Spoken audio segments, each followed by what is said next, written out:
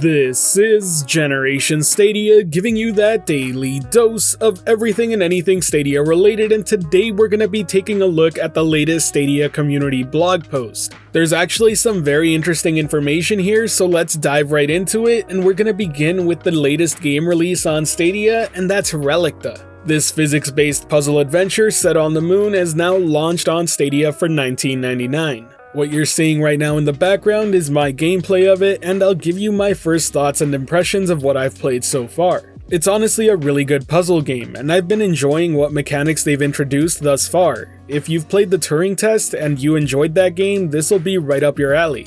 Now, instead of some sort of gravity gun, you actually have these gravity gloves. It'll allow you to pick things up as well as change their magnetism and other properties. As for what you're working with, well, it's very reminiscent of Portal's cubes. You'll be blocked by gates and need to activate pressure-sensitive buttons to actually open them up. The game does also include other mechanics. Early on in the game, you'll be introduced to the teleporter, which you can then use to actually move around cubes without having to go through gates. I am happy to report that the gameplay itself is actually really fun, and the difficulty level actually curves pretty well too. It feels great when you solve a tough puzzle you've been stuck on without actually making the puzzles ridiculously hard in the first place. Now, I did run into one issue when actually playing the game on mouse and keyboard. I had this kind of weird judder effect that I haven't experienced before. Now, this may be just the instance I was playing in, maybe there was something wrong with my connection, but when I switched over to controller, that judder was gone completely.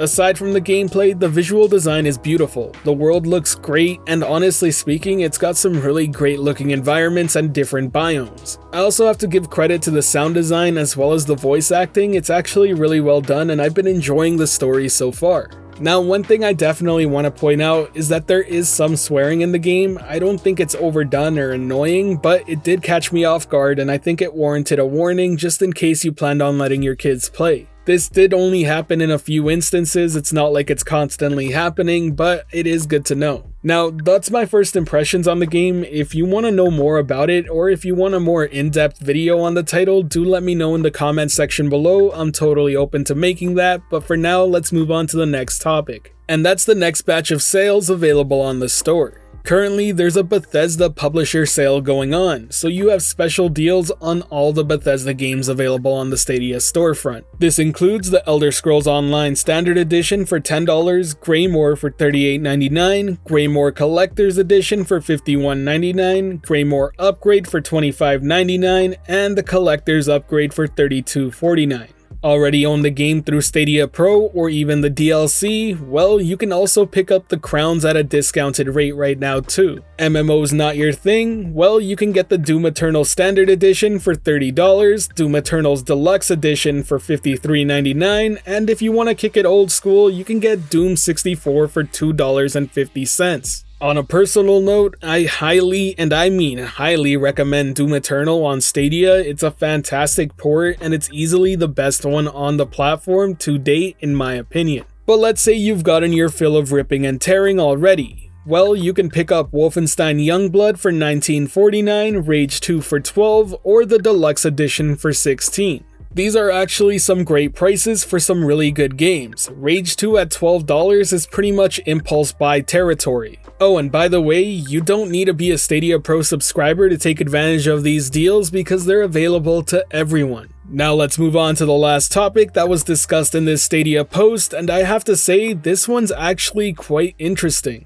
That's because this weekend will mark the first time Stadia has a free-to-play weekend for any sort of title. Google is officially calling this Free Play Days, and the first title will be Borderlands 3. It all begins this Thursday, August 6th at 9 AM Pacific through Sunday, August 9th, all the way to 11:59 Pacific. That's 4 days of access to Borderlands 3. You can play as far as you make it within those 4 days. If you beat the game, well, congrats, you got to play through the game for free. Now, I have been saying free a lot, but there is a catch to all this, and that's the fact that you need to be a Stadia Pro member to access free-to-play days right now. And we'll talk more about that in just a second, but I want to remind anyone who doesn't have a Stadia account yet that you can sign up for a free Stadia Pro trial to take advantage of this and play through Borderlands 3 for free over those 4 days. But now back to the fact that it does require Stadia Pro. I do think it's the smartest choice to make right now, especially since this is the first time this sort of thing is happening on Stadia. Simply put, it's a good way for Google to manage just how many people can actually launch a Stadia instance at once instead of letting it be a free-for-all and then suffering from something like queue times.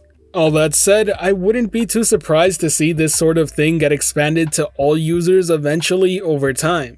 I also have to put in question whether or not this is some sort of hint toward free-to-play games coming eventually. This would be a pretty good test to see how that sort of thing works out as well, but that may just be me being hopeful. Either way, it's great to see that they're implementing free-to-play days. It's kind of been a standard thing on Xbox and PlayStation as well as Steam, so it's good that they're taking notes and bringing those sort of events over to Stadia as well. It's really good promotion for the platform as well as the games. I'm sure Borderlands 3 is going to have a massive surge in multiplayer users over this weekend, and that's always a great thing to see. Chances are some of you out there will actually really enjoy the game and end up purchasing it to play it past the 4-day time limit. So overall, this week on Stadia is actually looking pretty good. We have a new game, some great deals, and this new free-to-play day feature for Stadia Pro members. It's super exciting to see all of this happening, and I can't wait to see what Google has in store. It seems like they're really starting to ramp a lot of things up. I know I've said it once on the channel before, but it really does seem like August is a month for them to start picking up speed, and they're going to keep this momentum up until next year.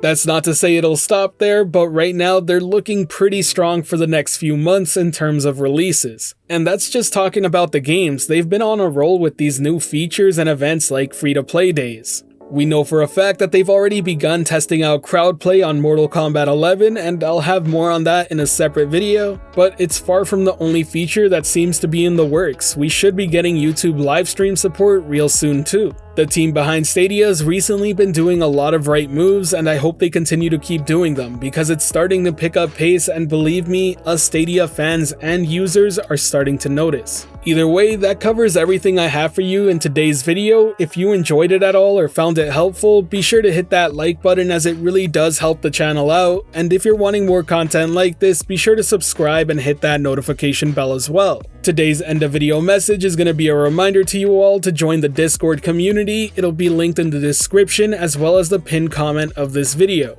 I know I've already said it once, but expect me to make some updates on that Discord and start doing some events to play with you all real soon. One thing I will ask for some feedback on though is information on what your favorite Stadia multiplayer title is right now. Be sure to let me know in the comments section below. I will be taking this feedback and incorporating it into the games I play with you all, so it's important for you to share your opinion. As always, thank you for watching. This has been Generation Stadia, giving you that daily dose of everything and anything Stadia related. The Gen S community is over 4,800 strong and growing by the day, and until next time, I'll catch you in the clouds.